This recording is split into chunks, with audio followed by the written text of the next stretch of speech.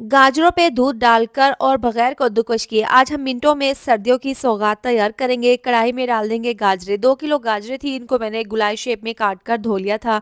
कढ़ाई में डालने के बाद अब इसमें तकरीबन 1 लीटर दूध डाल देंगे और इसको पकने के लिए रख देंगे। यहाँ पर इसको 10 से 12 मिनट हो गए हैं। गाजर अच्छे से नरम हो गई है और दूध भी ड्राई हो गया है और जो इसमें दूध थोड़ा बहुत है वो अच्छे से गाढ़ा हो गया है।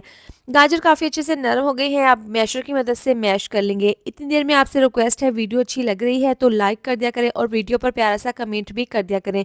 अब यहाँ पर हमने इसको मैश गाजरों को करने के बाद पका लेना है। 1 कप चीनी डाल देंगे, अच्छे से मिक्स कर लेंगे। मज़ीद इसको पकाएंगे इतना कि चीनी का पानी ड्राई हो जाए और ये गाजर का हलवा थोड़ा-सा और मज़ीद ड्राई हो जाए। इसमें 1 कप दूध के ऊपर से उतरी हुई मलाई डाल देंगे, अच्छे से मिक्स कर लेंगे। इसको हमने तेज़ आँच पर अच्छे से भून लेना है। पैन में डाल देंगे 1 कप देसी घी, इसको गरम कर लेंगे। बादाम, काजू, किशमिश डाल देंगे। यहाँ पर आप ड्राई फ्रूट्स अपनी मर्ज़ी से डाल सकते हैं।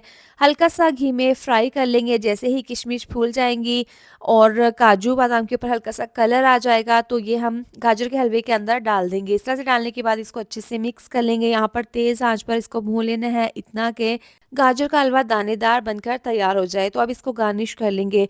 तो मिनटों में बगैर कद्दूकस किए और बगैर खोए के बहुत ही मज़ेदार हलवाई स्टाइल गाजर का हलवा बनकर तैयार है। सर्दियों में बनाएं, खाएं, एंजॉय करें। आपको खाकर मज़ा आ जाएगा।